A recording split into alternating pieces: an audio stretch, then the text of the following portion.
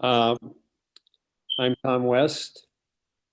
I am volunteering to help in terms of deploying broadband. I've been involved with Jim Moorhead and others for over a decade, and working in Northern California, although I live in Southern California. I guess in a way of background, I was the Chief Information Officer for the Cal State University system from 1981 to 2000. And subsequent to that, I've been involved with not-for-profits until 2009, associated with research and education broadband capabilities within California and across the country. And since 2009, I've been horsing around with this stuff. Okay. Yes, obviously, thank you very much for joining us, and thank you in advance for all this work that you've done on this infrastructure plan for Mendocino County. So please go ahead. I have a timer running just so we can check for our presentation.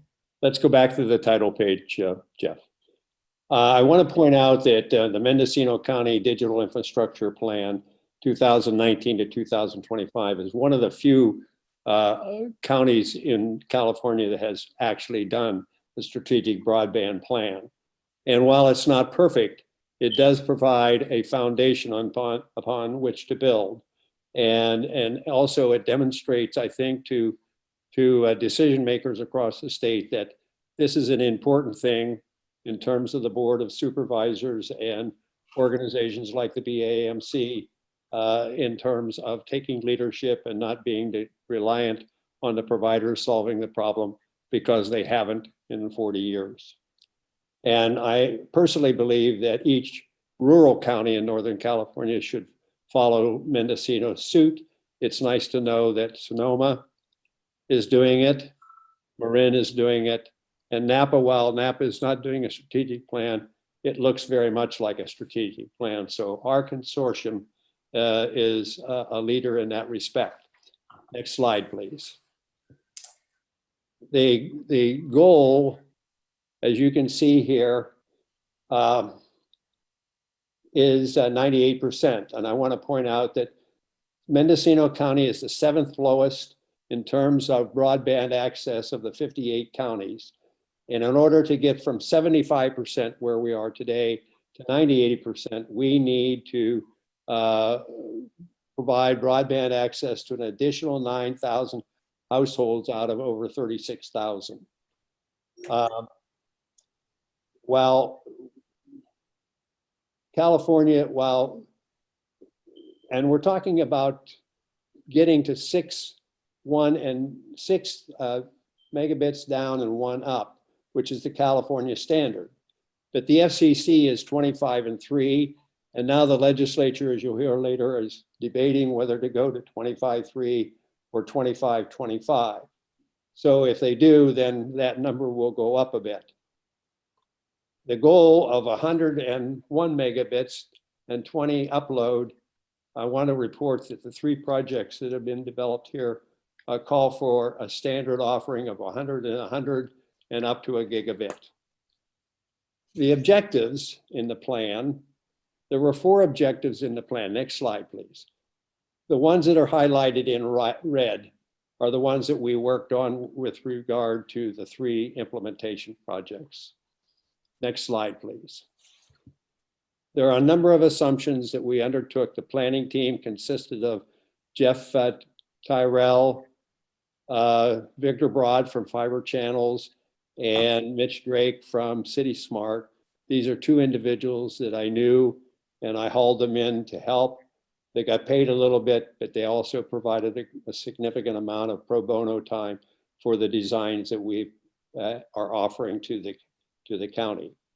As you can see, the goal objective back earlier was some fixed wireless, but all these designs are 100% via underground installation, and you can see the reasons why. Future-proof, we're providing 1 gigabit symmetry connectivity with voice service, and we are, I want to point out, because of the high emphasis on Native American sovereign nations.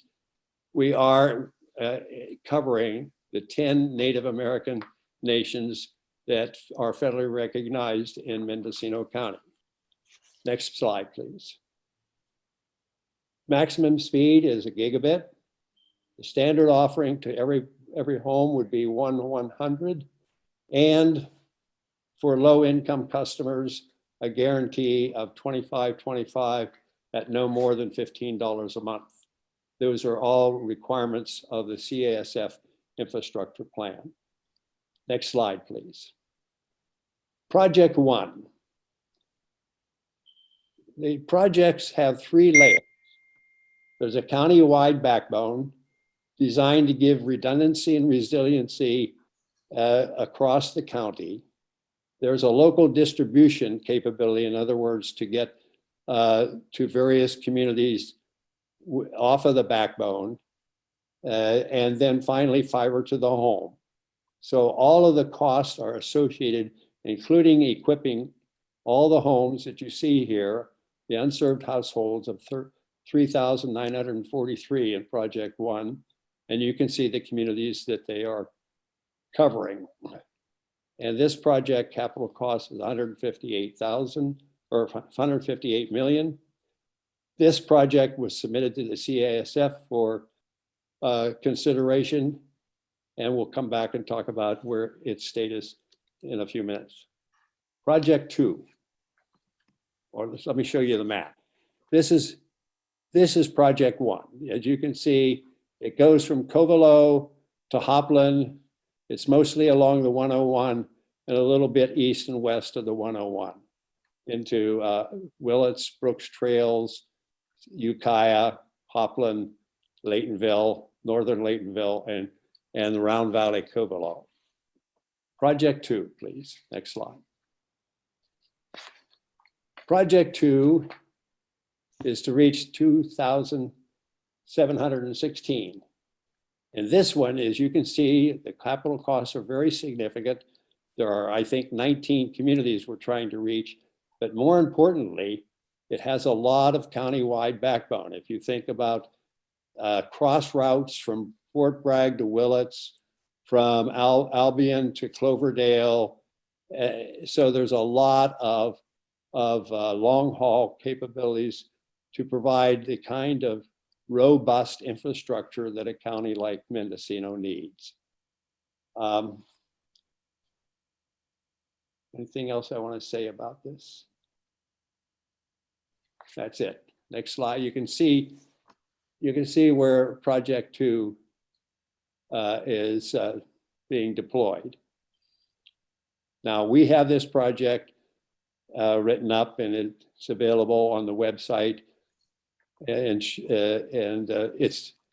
it's ready to go to the CASF on the next round.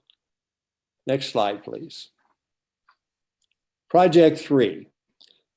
Originally, we had Project 3 and Project 1 combined and had submitted it to the CASF, but they were choking on the number. So Supervisor Williams did a little intervention and asked for an opportunity for us to downsize and split that project into 2 and resubmit, which we did in August. And as you can see, the capital costs associated with this project are 110 million.